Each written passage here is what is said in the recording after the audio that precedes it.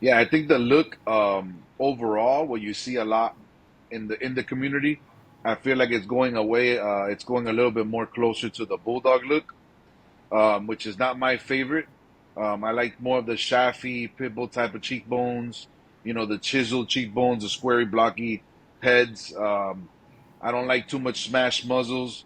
So I would say that direction is a little bit lost right now, in my opinion. But it's because there's a lot of people adding different dogs to add mass and bone. So it's gonna need a little bit of tweaking, a little bit of fixing, a little bit of I would say just direction for a lot of the people out there doing mentorships and teaching others, just to point out those little things.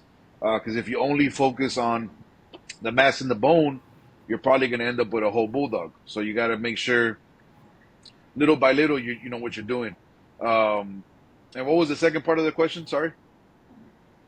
It was far as also Yeah. So I the would say health that of the the American health. bully. I feel like every line shoots for that, for health. But I would say that when people start mixing, like what I was saying earlier, we were talking about earlier about outcrossing and outcrossing and outcrossing, since you're chasing all these features, you're also, every time you outcross, you're bringing in a different batch of health into it. So it's really hard for somebody who's not really focusing on a line breeding and trying to a real program, uh, compared to somebody who's just like stud chasing, which they don't keep those things in mind. They're just chasing the hype. They're just chasing the next bag. You know what I'm saying? So I would say that health is important, and it's very easily could be influenced, maybe by adding too much bone and too much mass to a frame that can't move around a lot. In the beginning, they look nice and beautiful, but later on, maybe that's going to bring a little health problems. I like to stay in the weight of like the 50 pounds, the 60 pounds.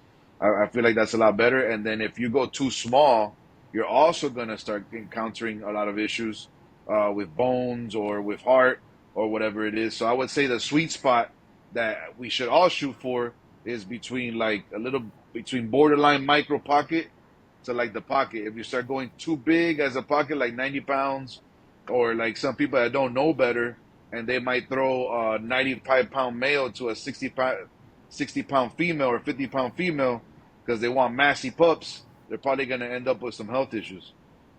So I just think it's too many people breeding without a lot of knowledge and the delicacy of what they're doing in front of them. They're doing it based off of how cool mom and dad look, and not what repercussions am I going to have once I put these two dogs together.